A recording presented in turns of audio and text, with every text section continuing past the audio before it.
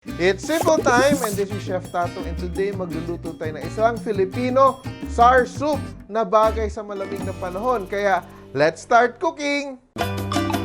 Simpol, luto na ha.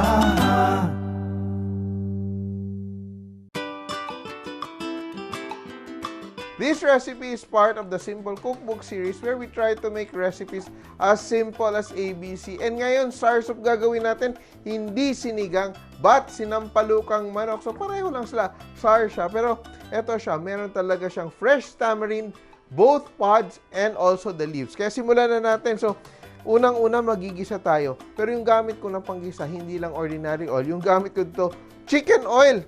Yan. So, eto, may konting annattos, kaya medyo orangey siya. So, yung chicken lang, yung mataba ng chicken, gigisa lang natin in oil and infuse the annatto seeds. Madali lang siya gawin.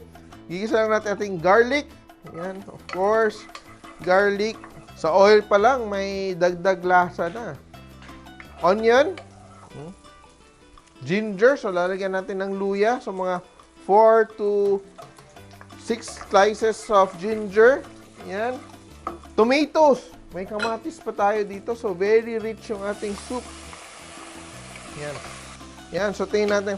And of course, gagamit tayo ng tanglad. Yung tanglad natin, very important, the bulb or the white part, trim off lang natin yung roots and we smash. No?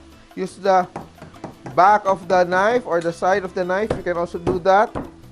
Yan. To release the aroma. And we just tie it into a knot. Ganun lang siya. Tanglad.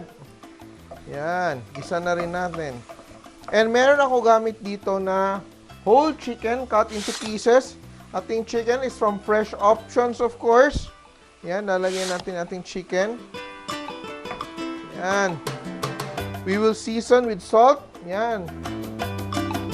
Let everything infuse flavors. And we will put our sampalok pods. No? So, yung gamit natin yung mura. Ibig sabihin, not mura, not cheap. Ha? Mura na medyo green pa siya. When you cut it, green siya. So, we add our sampalok here. So, ako I'm using around 200 to 250 grams, mga 1/4 kilo. Medyo marami yung sampalok ilalagay ko because I like it to be really tart. Very classic. Just put everything together. And I will add my water. Yan. So, this is around 6 cups of water, 5 to 6 cups of water. You can add more if you want. And I will just cover my pot. Let's wait for that. And our sinampalukan is almost done. Look at that. Sobrang rich na ating soup. Our siling pangsigang. Siling haba. Just add it here. Yeah. And we will season with, of course, dato puti patis. And UFC black pepper. Yan. Yan. And lastly, I will add my sampalok leaves or tinatawag nating talbos ng sampalok. Yan. It's almost done. I'll just let it simmer for a minute. And our sinampalukang manok is ready to serve for a rainy day. Yan. And our sinampalukang manok is done. Look at that. Yan. We just want to infuse the flavor of our, sampalok leaves. And here it is. Sobrang rich. Yan. Sobrang ganda ng kulay niya because of our chicken oil. Yan. And look at that.